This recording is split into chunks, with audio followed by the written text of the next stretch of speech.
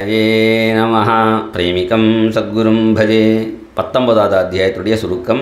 பிராயோபவிஷ்டே கங்காயாம் ராஜ்ஞி யோகி ஜனாவிருதே சுகஸ்ய ஆகமனம் தத்ர புரோக்தம் ஏகோனவிம்சகே. மஹீபதி ஸ்வததத் கர்ம கிருஹ்யம். அந்த பரீட்சித்து இப்படி தப்பு பண்ணிட்டேனே நினச்சிட்டு இருக்கும்பொழுதே அந்த ரிஷியுடைய சிஷ்யன் கௌரமுகன் என்கிறவன் விஷயத்தை தெரிவிக்க அடுத்த க்ஷணம் எல்லாத்தையும் விட்டுட்டு வந்துட்டான். எல்லாத்தையும் அப்படியே எப்படி விட்டுட்டு முடிஞ்சதுன்னா விமர்சித்தோ ஹேயதையா புரஸ்தாத்துங்கிறார். அவன் முன்னாடியே பிளான் பண்ணி வச்சுருந்தானா எல்லாத்தையும் ஒரு நாளைக்கு எல்லாத்தையும் விட்டுட்டு நான் பாடு கங்கை கரைக்கு போகணுன்னு. அப்படி மனசில் ஏற்கனவே பிளான் பண்ணினதுனால இப்போ விடக்கூடிய சந்தர்ப்பம் வந்ததுனால விட்டுட்டான். இல்லாட்டா ஒரு செருப்பு கூட நம்மளால் விட முடியாது. பிஞ்ச செருப்பு கூட கதையில் போய் எடுத்து அப்படின்ட்டுருவான். அப்படி ததஸ்து காமம் தொக நிஷ்கிருதாயமே.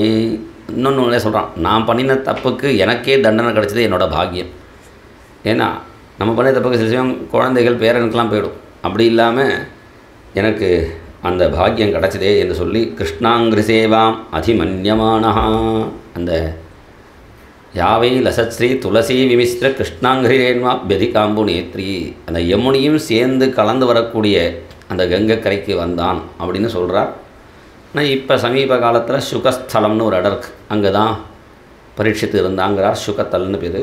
ஏன்னா அந்த காலத்தில் கொஞ்சம் நாளைக்கு முன்னாடி சரணதாஸ் என்கிறவர் தபஸ் பண்ணினார். இந்த கலியுகம் இப்படி இருக்கே, இதுக்கு என்ன வழின்னு.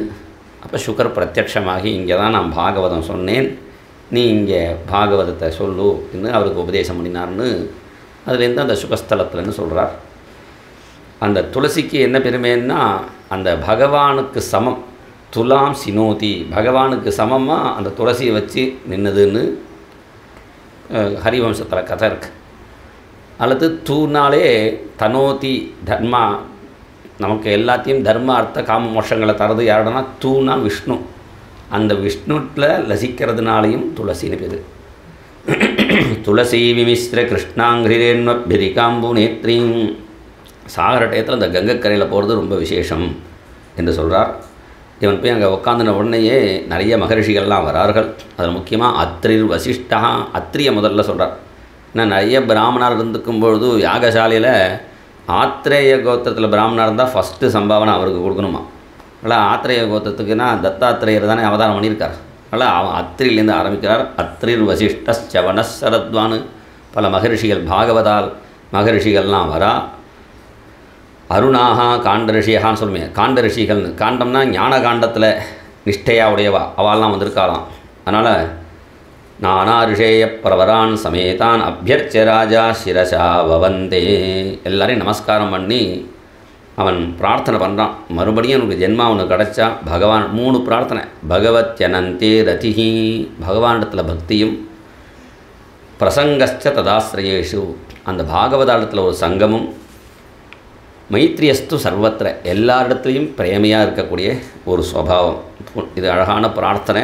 நம்ம பிரதமஸ்கந்தம் 19வது அத்தியாயத்தில் புனశ్చ பூயாத் பகவத்யனந்தே ரதி பிரசங்கஸ்ச ததாஸ்ரயேஷு மகத்சு யாம் யாம் உபயாமி சிருஷ்டிம் மைத்ரியஸ்து சர்வத்திர நமோ த்விஜேப்யா.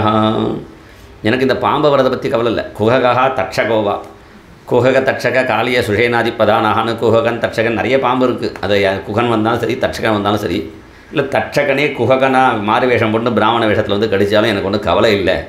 எனக்கு வேண்டியது அந்த பகவத் பக்தி தான் என்று பிரார்த்தனை பண்ணேன். அங்கே தான் மகரிஷிகள்லாம் சொல்கிறா, இவன் வந்து பகவானை ஆசிரியச்சவன், இவன் வைகுண்டத்துக்கு தான் போக போகிறான். வைகுண்ட சீட்டு ரிசர்வாக எடுத்தோன்னா அதுக்குன்னு சும்மா இருக்கக்கூடாது.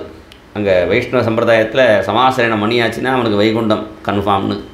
அதுக்குன்னு பேசாமல் இருக்கக்கூடாதுன்னு பார்த்தா வைகுண்டம் கன்ஃபார்ம் ஆச்சுன்னா டிவியை பார்த்துன்னு சீரியல் பார்த்துட்டு இருக்கக்கூடாது. அது வரலையும் நல்ல பொழுது போக்கணும்.